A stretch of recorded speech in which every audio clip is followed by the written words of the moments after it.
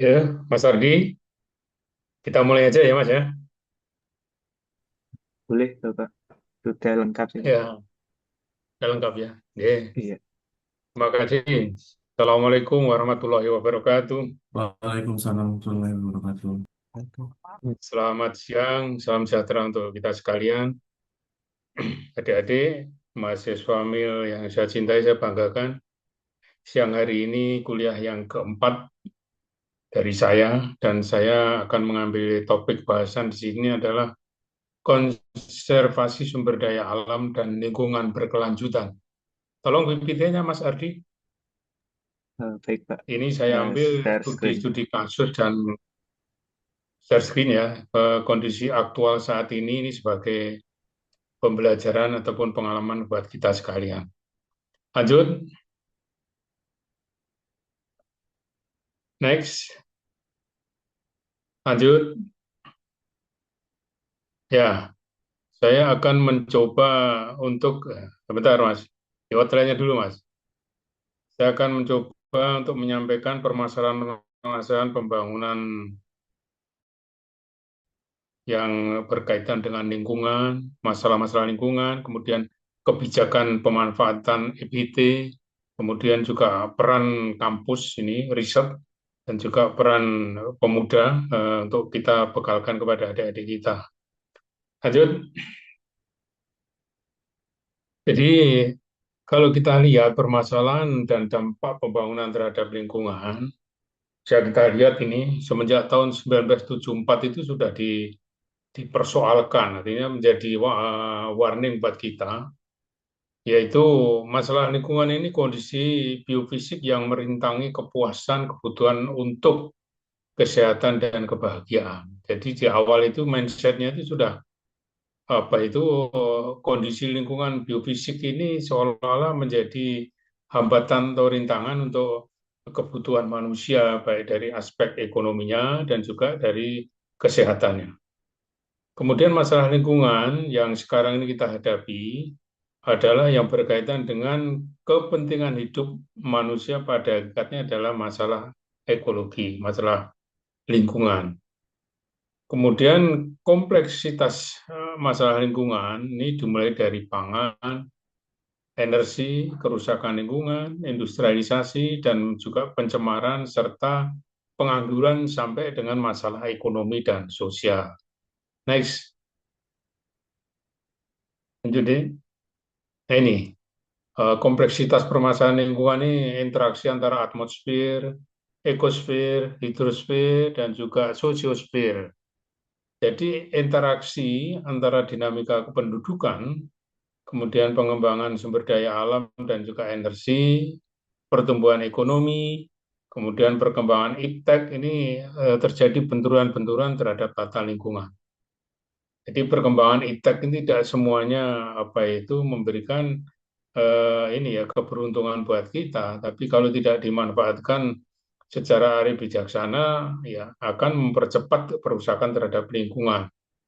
Ini bisa kita lihat kalau di penebangan hutan dengan mesin apa itu pemotong kayu keluar sudah menjadi bahan yang sudah jadi, sebagaimana yang dilakukan di negeri-negeri luar, di China, kemudian di beberapa negara itu dengan memotong kayu keluar dari hutan itu sudah bentuk barang jadi atau setengah jadi. Ini cepat sekali. Jadi untuk percepatan perusakan lingkungan yang seolah-olah di situ hanya mengejar masalah ekonomi, ini juga akan merugikan di sektor lingkungan. Lanjut, next. Jadi kalau kita lihat, kita kembali flashback lagi, yaitu mengenai, coba lagi deh ke belakang pembangunan tadi.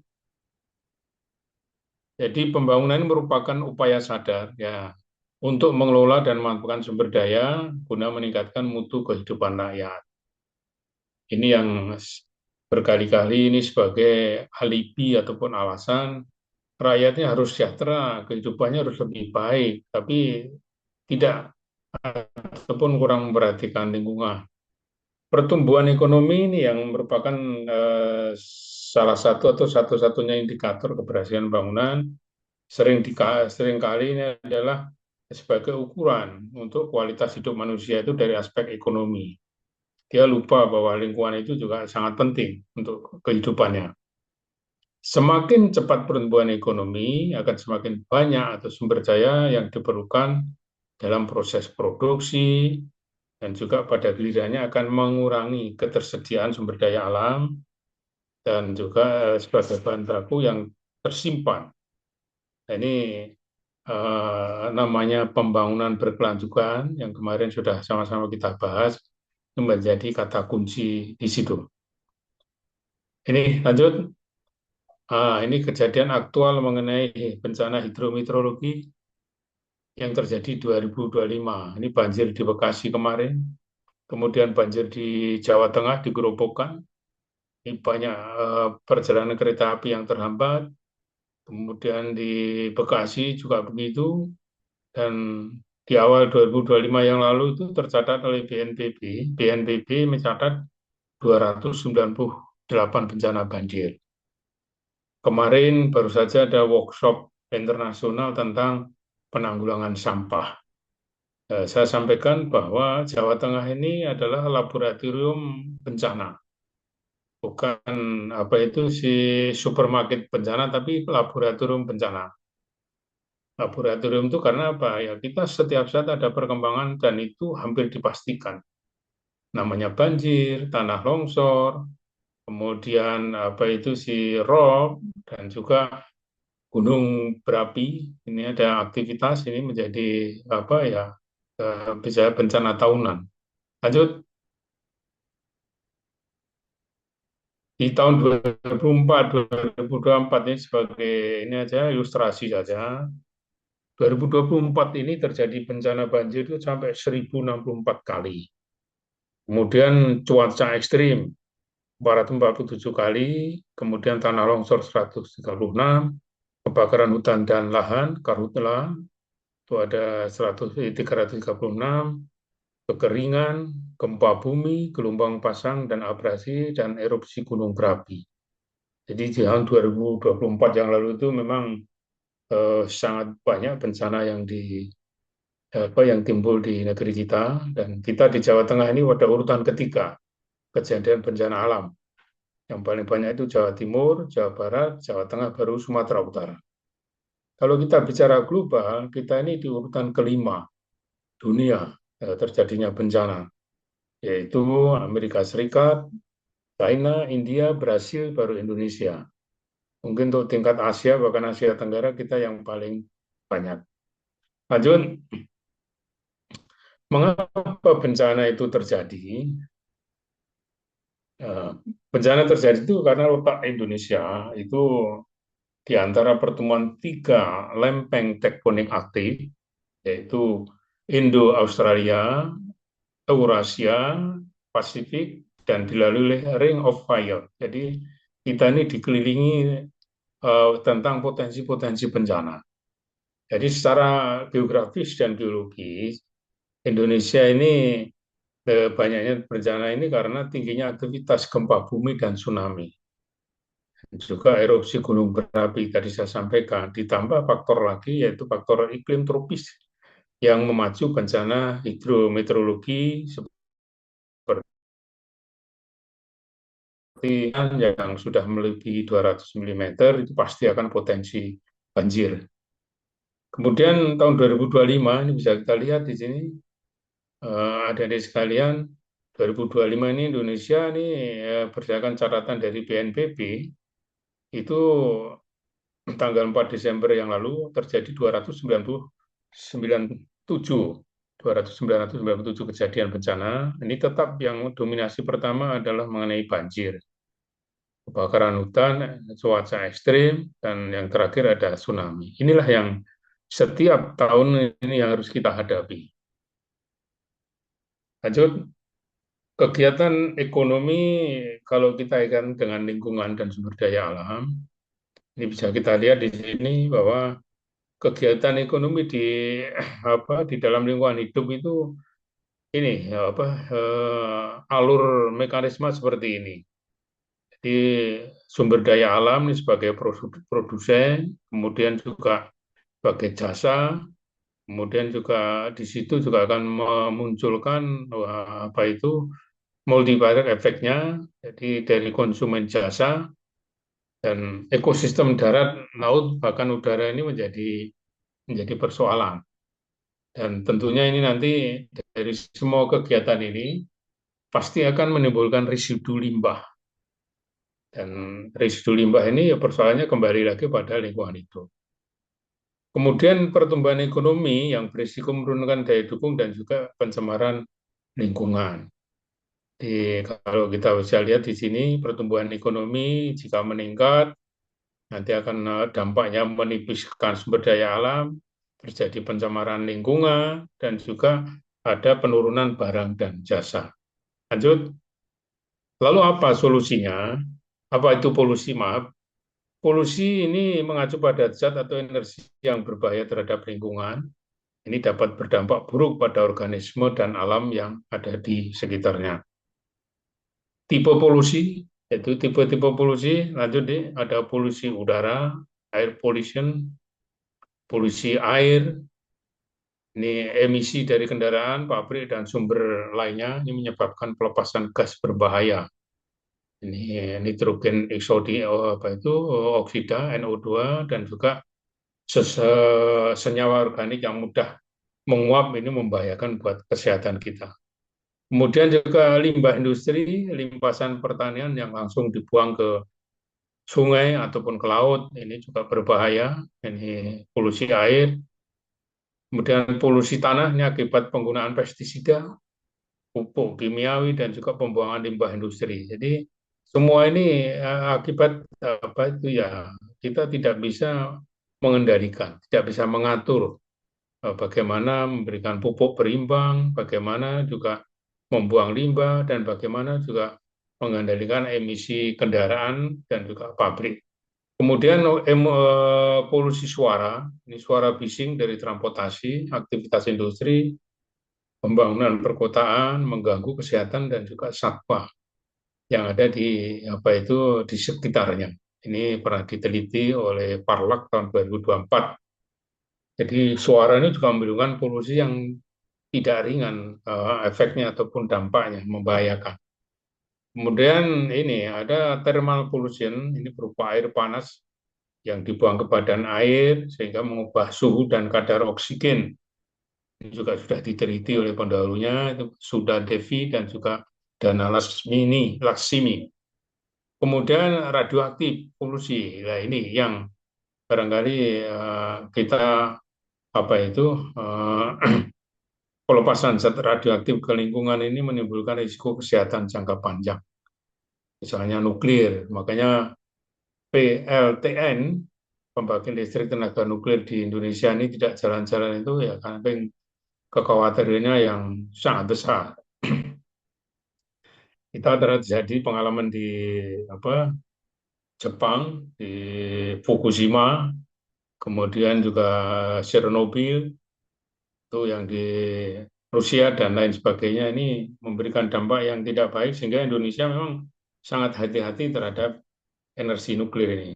Kalau energi nuklir ini bisa dimanfaatkan dengan apa itu kapasitas yang kecil bisa menghasilkan apa itu listrik yang besar.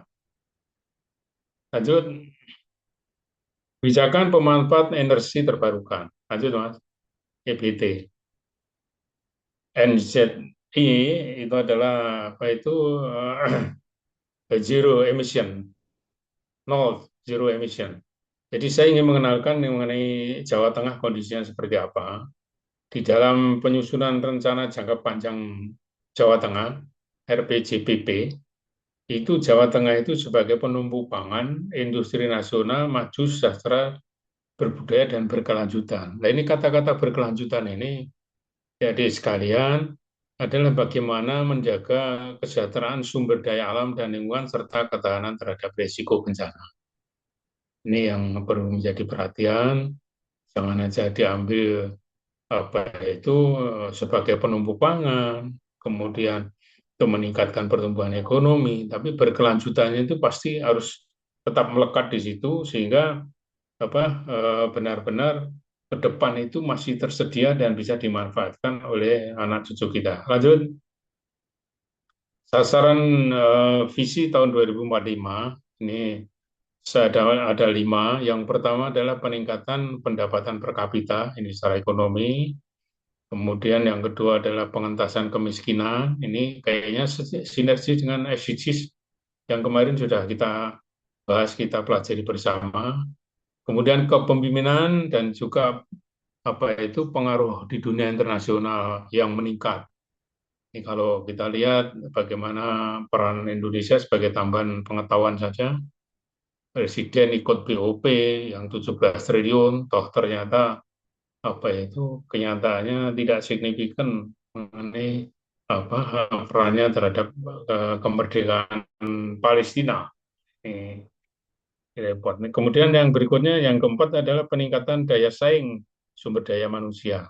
Di kata kunci di Indonesia Emas 2045, seperti saya katakan sebelumnya, adalah peningkatan kualitas SDM dan juga penguasaan terhadap ilmu pengetahuan dan teknologi.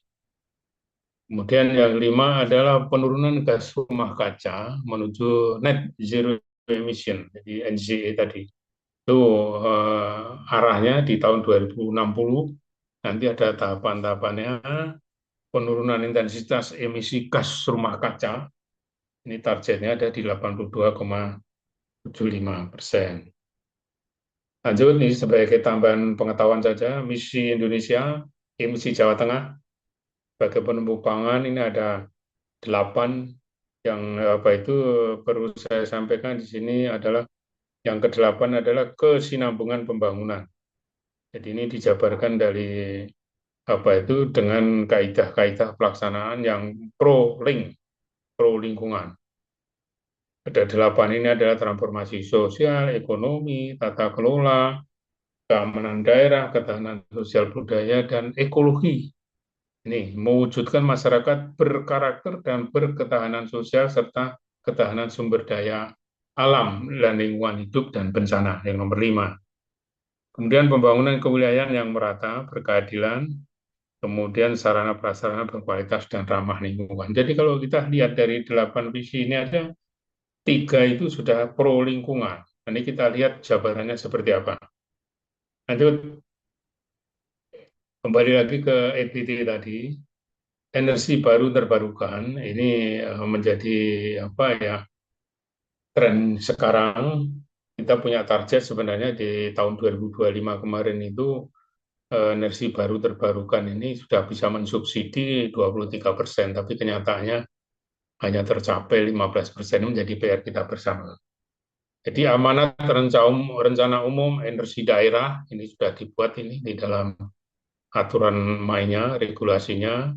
Kemudian juga tentang kebijakan energi nasional, pemanfaatan sumber daya energi, itu bisa melalui sumber daya angin, kemudian surya, dan juga mikrohidro, dan lain sebagainya. Kemudian di Perpres nomor 22 2017 ini juga sudah ada arahan mengenai kebijakan strategi pengelolaan energi nasional dan juga amanat rencana umum energi daerah. Lanjut. Kemudian khusus untuk di Jawa Tengah, ini sudah ada perdanya, Perda 12 tahun 2018, kemudian pencapaian target yaitu rencana umum energi daerah tingkat provinsi, ini sudah ada campuran antara energi terbarukan dengan energi yang dari fosil. Kemudian pasal 6-nya juga target rate provinsi diberikan pada pembangunan infrastruktur, antara lain tenaga pembangkit listrik, tenaga air, surya, sampah, biomas, tenaga angin, bayu, batu bara, dan gas bumi. Kemudian jabaran dari perda ini ada pergubnya, mendorong partisipasi masyarakat secara luas. Dan dalam RPJMD untuk perda ini pengelolaan energi berkelanjutan meningkatkan pemanfaatan sumber energi baru terbarukan yang berkelanjutan dalam bauran energi. Kemudian pergub rencana aksi daerah penurunan emisi gas rumah kaca sudah ada dibuat. Kemudian rencana aksi tentang tujuan pembangunan berkelanjutan, yaitu TPP, SDGs. Ini juga nomor 7, di dalam tujuan nomor 7 itu ada menjamin akses energi yang berkelanjutan. Lanjut, ini mengenai program pemerintah untuk mendorong peningkatan pembangunan EBT. Yang pertama adalah pembangunan SPKLU sekaligus mendorong penggunaan listrik. Ini apa itu pengisian listrik umum.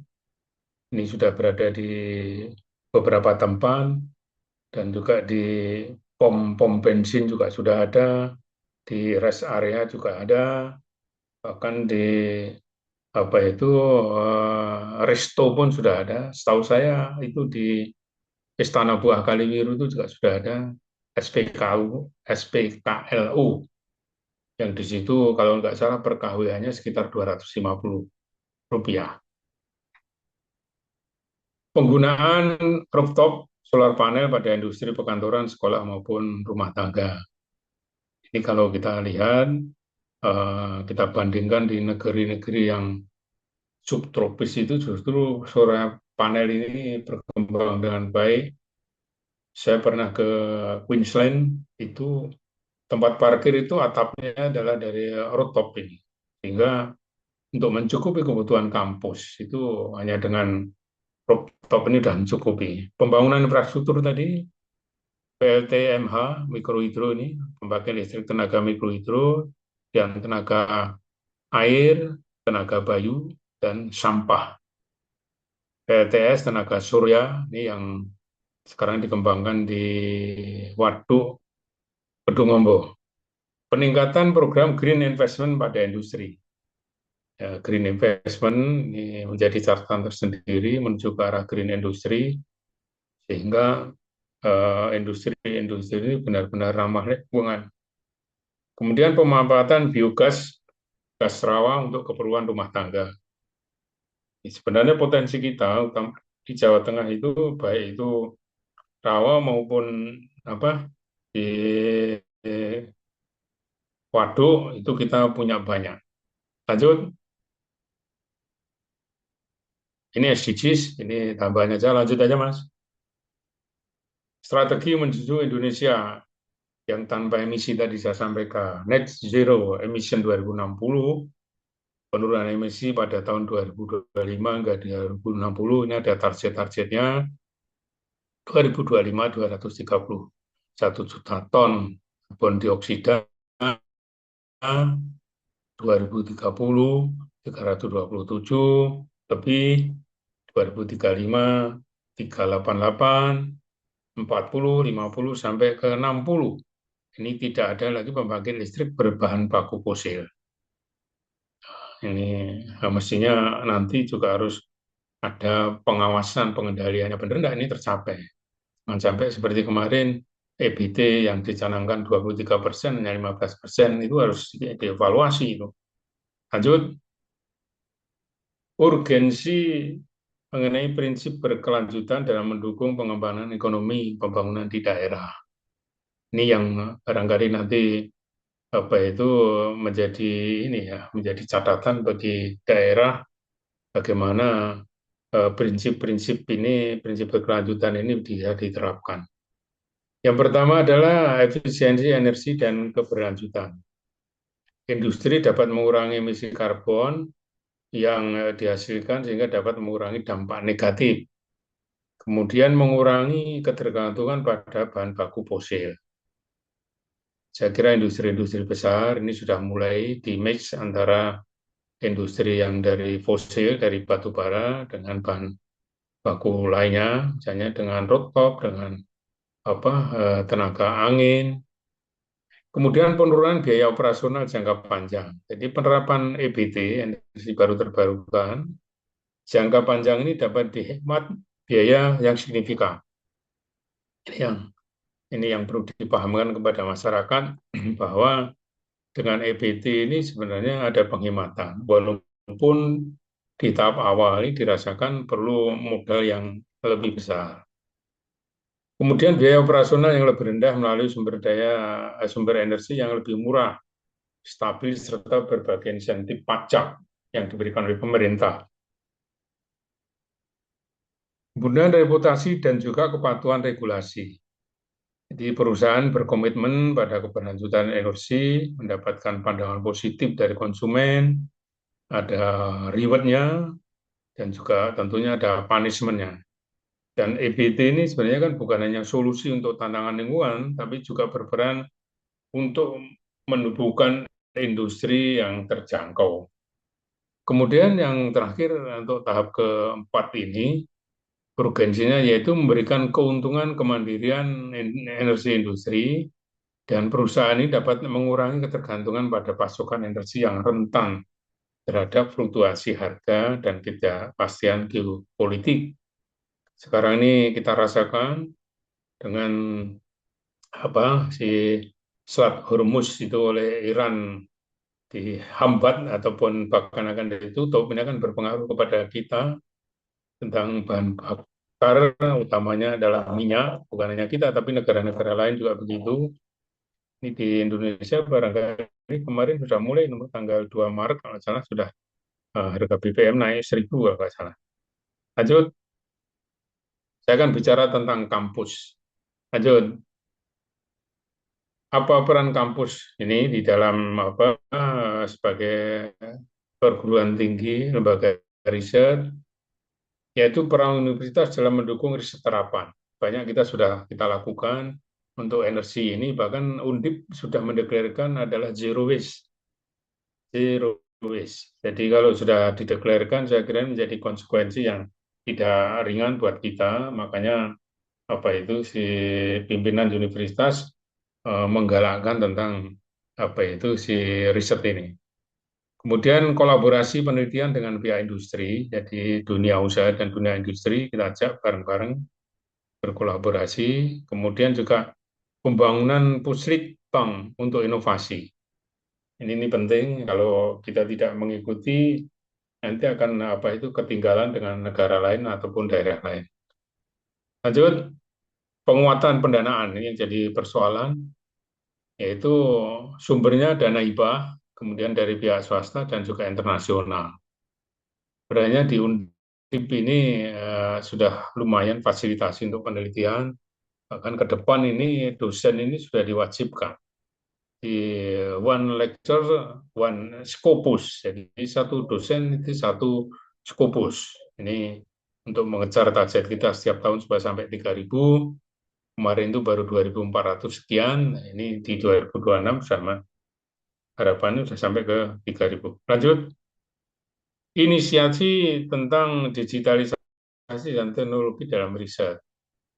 Big data, ini integrasi data, analisis mendalam dalam riset. Jadi harapan kita ini sebenarnya untuk program-program pemerintah, itu pembangunan itu harusnya basisnya adalah riset.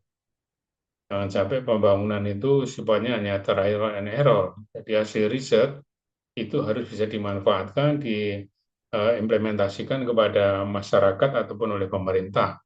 Dan tentunya ini harus dikuatkan. Kebutuhan riset yang diperlukan oleh pemerintah itu apa? Ini harus ada kolaborasi, integrasi antara pemerintah dengan dunia perguruan tinggi. Kemudian implementasi kecerdasan buatan untuk percepatan inovasi. Ini yang sekarang ini kalau kita lihat dengan teknologi ya artificial intelligence ini, kalau kita tidak hati-hati kita bisa tertipu, dan sudah banyak tidak sedikit kasus orang yang tertipu dengan adanya AI ini. Kemudian digitalisasi hasil penelitian untuk aksesibilitas yang lebih luas. Jadi sekarang ini bisa diakses hasil-hasil penelitian yang dilakukan oleh Undip, dari sektor ekonomi, sektor sosial, kemudian ekologi, lingkungan, lebih banyak lagi. Lanjut, penguatan kapasitas sumber daya manusia dalam menyiapkan green skill. Ini pelatihan, pengembangan kompetensi terkait lingkungan bagi peneliti. Ini penting, bahkan saya yang ditugasi di KHDTK, Kawasan Hutan dengan Tujuan Khusus, itu untuk mendidik mahasiswa setiap angkatan 50 orang, kita geladi namanya green leadership. Bagaimana seorang pemimpin punya wawasan lingkungan. punya wawasan tentang kelestarian keberlanjutan. Kemudian fasilitasi pertukaran keahlian dengan pakar nasional dan internasional.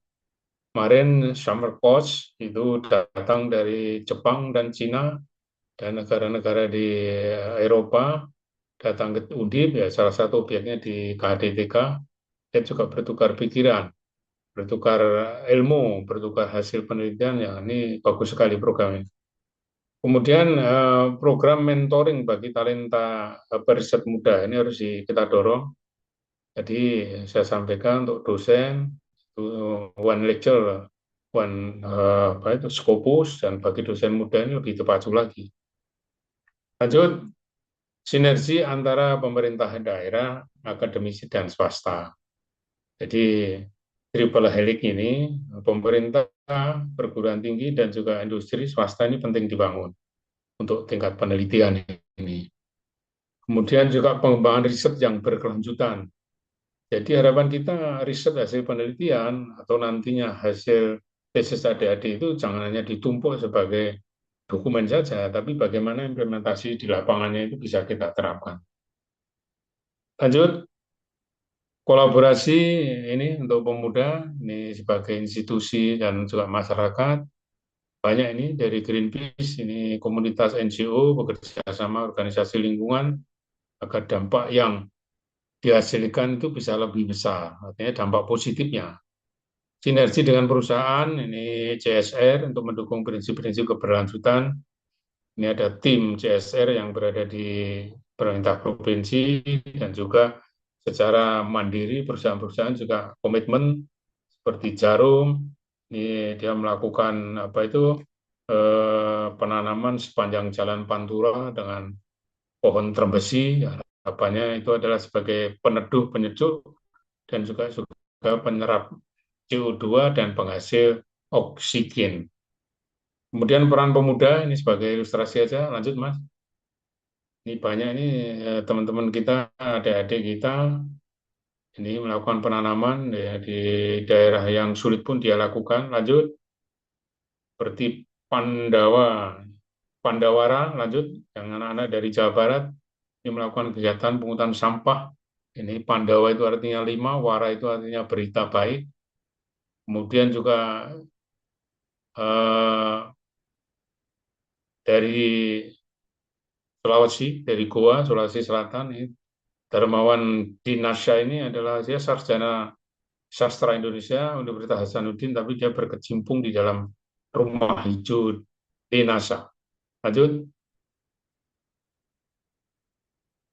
ini teman-teman ini yang dari ITB, ini Switenia Puspa Lestari, namanya ini kayaknya memang orang kehutanan. Switenia itu mahoni, Puspa itu tanaman puspa, Lestari. Ini betul-betul dia menghayati, mendirikan DAC, yaitu Diverse Clean Action, dia lakukan bersama anak-anak muda terhadap sampah di laut, dan dia sudah melakukan ini sudah lama sekali, sejak 2015, yang tentunya ini menjadi fasilitator bagi yang lain, sehingga yang ini bisa mengikuti. Lanjut, kemudian yang di luar negeri pun juga pemuda-pemuda masih muda-muda sekali. Seperti Fridays for Futures, ini yang dilakukan oleh anak muda 15 tahun ini di Swedia. Dia sudah peduli sekali untuk segera ini ya krisis iklim. Dia datang ke parlemen di Swedia. Kemudian juga di The Ocean Clean Up, ini Boyan Slat ini dari Belanda, ini merupakan foundernya dari The Ocean Club ini, aktif membersihkan apa itu Great Pacific dan juga Bad Patch, dan telah menyebarkan intersektor di beberapa sungai. Ini anak Belanda, ini masih sangat muda, dan di Indonesia tadi saya sampaikan Melati dan Isabel ini juga sudah melakukan ini buy plastic bag. Ya, ini pertama kali dia ini ya melakukan kegiatan di Bali, sehingga ini menjadi contoh yang baik. Berikutnya, ini memotivasi aja saya kepada adik-adik. Apa peran pemuda? Peran pemuda itu penting, yaitu yang sangat krusial untuk menjaga lingkungan dan menciptakan perubahan yang berkelanjutan. Pemuda ini punya energi besar dan juga punya potensi untuk melakukan inovasi dan kreasi, serta advokasi dan juga keterlibatan di dalam aksi yang nyata. Lanjut, aksi pemuda ini dalam pembangunan berkelanjutan, ini adalah keseimbangan antara ekonomi, sosial, dan lingkungan.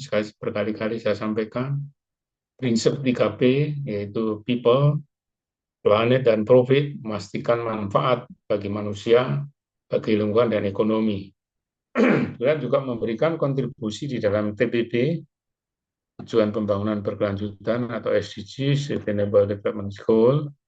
Ini sangat penting karena mereka yang betul-betul care dan punya power yang lebih untuk menangani perubahan iklim dan juga pelestarian kehidupan di bawah laut. Tantangan yang dihadapi, ini kurang dukungan pemerintah. Seperti saya sampaikan bahwa kita ini masih kalah dengan Amerika, kemudian dengan Selandia Baru mengenai pengalokasian anggaran untuk kepedulian terhadap lingkungan. Bisa dibaca nanti di Undang-Undang Nomor 32 tentang Perlindungan dan Pengelolaan Lingkungan Hidup, pasal 4546, penganggaran di dalam sektor lingkungan ini kata-katanya dapat. Tidak, dengan yang di pendidikan maupun kesehatan itu ada pasti jumlah besarnya. Kemudian dihadapi generasi muda ini juga masalah pendanaan, jadi saya sampaikan juga kurangnya kesadaran. Jadi yang paling berat itu bagaimana kita merubah mindset masyarakat untuk peduli terhadap lingkungan dan juga konservasi sumber daya alam ini. Lanjut, solusi tantangannya ini, saya kira kolaborasi dengan pemerintah, komunitas, dan juga industri, memanfaatkan teknologi dan juga media sosial untuk kampanye, meningkatkan edukasi dan kesadaran masyarakat tentang isu lingkungan. Ini yang harus kita galakkan, bahkan sejak dini, sejak anak-anak masih kecil, itu harus kita tanamkan kesadaran tentang apa itu isu lingkungan, supaya ini bisa tetap dipertahankan. Oke. Apa peran generasi muda? Ini saat ini kan besar sekali pada generasi muda, jumlahnya itu 1,8 miliar, berusia 10 sampai 24 tahun, dan 90%-nya itu berada di negara berkembang. Yang luar biasa ini. Dan ini akan bertambah terus, apa itu generasi muda kita ini sampai di tahun 2030 nanti sekitar 1,9 miliar. Kemudian generasi muda sebagai agen perubahan, berinovasi, dan juga dia memberikan inspirasi politik kepada pemerintah. Kemudian juga dengan keterampilan dan kesempatan yang dimiliki, dia punya potensi bahwa muda ini menjadi penggerak untuk mendukung pembangunan dan kontribusi. Lanjut, ini peran pemuda ada 3, agen of change, agen of development, dan juga agen of modernization. Jadi inilah yang kita harapkan adik-adik pemuda kita ini harus diarahkan ke sana. Saya kira itu untuk siang hari ini, nanti yang lainnya bisa dibaca sendiri. Saya akan membuka kalau ada yang ingin berdiskusi, kalau tidak ada, saya akan berikan tugas menjelang buka puasa ini. Silakan kalau ada yang mau bertanya, atau langsung tak kasih tugas dikerjakan dalam waktu dekat ini juga, supaya nanti adik-adik pada saatnya, ini saya berikan bobot ya, kemarin pretest itu 20%, yang sekarang ini saya berikan bobot 30%, terus nanti ujian itu saya berikan bobotnya 50%. Jadi kalau ini adik-adik sudah nabung, saya kira akan tidak tidak berat. Nah, menurut pengamatan kami dari pertemuan kemarin dan juga tugas yang diberikan kepada adik-adik, Ini saya kira sudah memenuhi syarat untuk nilai yang sangat baik. Ini saya kirim soalnya kepada Mas Ardi, nanti Mas Ardi dikirim kepada adik-adik. Ini soal ini adalah apa kasus. Ada apa itu di salah satu TV menyampaikan tentang bagaimana kepedulian masyarakat ataupun pemerintah terhadap isu tambang ilegal. Mas Ardi sudah diterima ya Sudah, Pak. Ini tugasnya. saya share. Nah, Saya di-share ya, masuk, saya Bapak. baca sambil mendengar ya. Tugasnya untuk mahasiswa adalah menganalisis berita tersebut dari aspek legal formal, tata kelola, dan penegakan hukum. Yang kedua, terkait dengan soal butir satu di atas, dampak yang ditimbulkan dari aspek ekonomi, ekologi, dan sosial. Yang ketiga, sebutkan upaya-upaya konservasi sumber daya alam yang berada di wilayah daratan, pesisir, laut, dan udara. Nanti sampai sore lah kerjakan. Saya berharap sebelum buka sudah dikirim ke saya. Kira-kira bersedia siapa hati-hati? Atau minta Eh, waktu sampai besok? Coba nanti saya Ini agak koordinasikan banyak sama soalnya. teman-teman, Bapak. Supaya saya kira ada aja ya. Hari Senin aja deh ya, paling lambat jadi ya. Ya, Boleh, Bapak. itu ya. Nanti saya kirim lewat WA berarti ya, Pak, untuk tugasnya. Atau Nah, gimana, Pak? kirim lihat ya. Syukur-syukur dibuat anu deh. Di dikumpulkan di Google Drive itu satu paket ya. Boleh, Bapak. Nanti saya Jawaban dari lakukan. teman-temanmu dikumpulkan baru dikirim ke saya. Baik, Pak. Itu ya adik-adik ya, adik-adik sekalian, terima kasih atas perhatiannya. Assalamualaikum warahmatullahi Waalaikumsalam. wabarakatuh. Selesai. Terima kasih. Novi baru Terima kasih, kelihatan. Pak. Dipoto sih, Mas Hari, Diego, Mas Hari, foto dulu.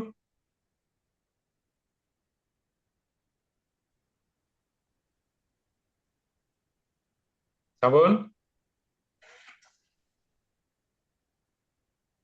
wes ya. Mas Hari. Eh, Udah sih, screenshot. Mas Hari atau saya? Eh, oh, saya kan? Iya. Loh, Mas Hari, foto oh, Mas Hari. bentar, bentar, bentar. Saya. Tuh, dua, Bajumu kayak dokter itu. tiga.